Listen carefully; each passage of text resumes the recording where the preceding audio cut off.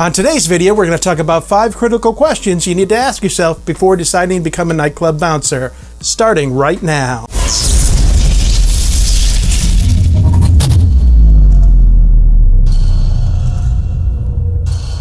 Hi, my name is Perry. I'm a nightlife security professional, as well as a director of security at a large Phoenix nightclub.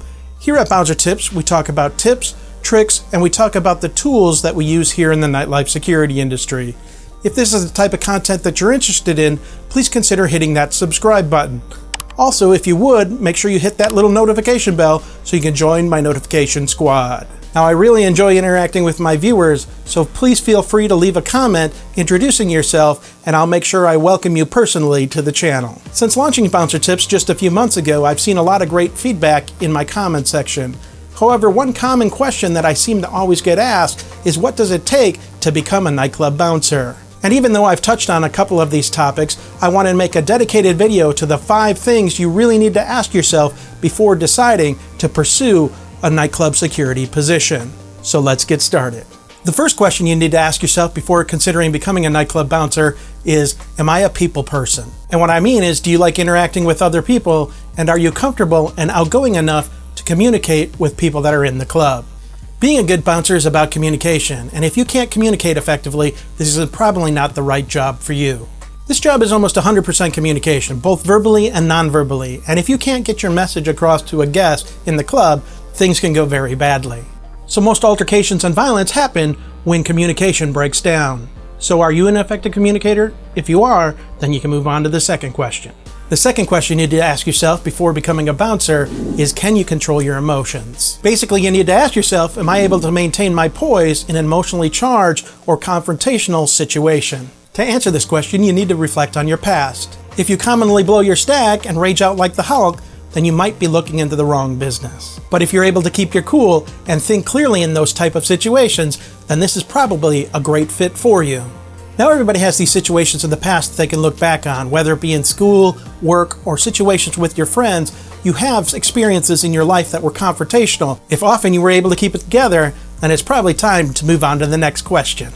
The third question to ask yourself is, are you confident enough in your ability to protect yourself and others that you work with? In the unfortunate event that an altercation breaks out, do you have the confidence in yourself and in your skills to protect yourself? Now, this does not mean you have to be an MMA fighter or a superstar wrestler or some Bruce Lee type of person. It means, can you defend yourself from an attack as well as fend off people that are attacking your teammates? Now, this does not mean knocking fools out. If that's what you're into, this isn't the job for you.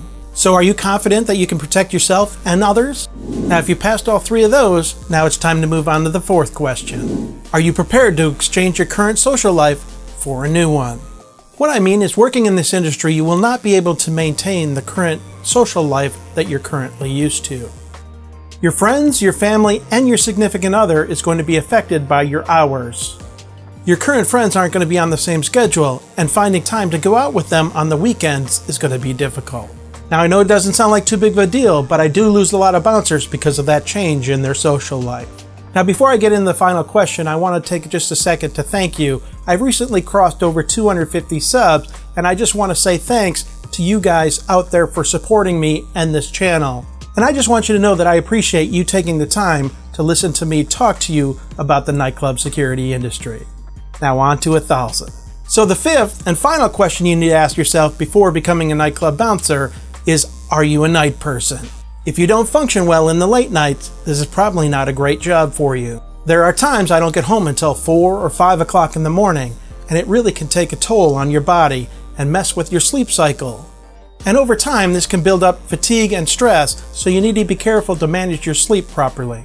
Now, if you said yes to those 5 questions and you still want to become a bouncer, make sure you hit that subscribe button right there, because my next video that I put out is going to be the steps to getting a job in the nightlife security industry. Thanks for watching. Make sure you follow me on Twitter and Instagram, and you've just been taken beyond the ropes. Have a great night.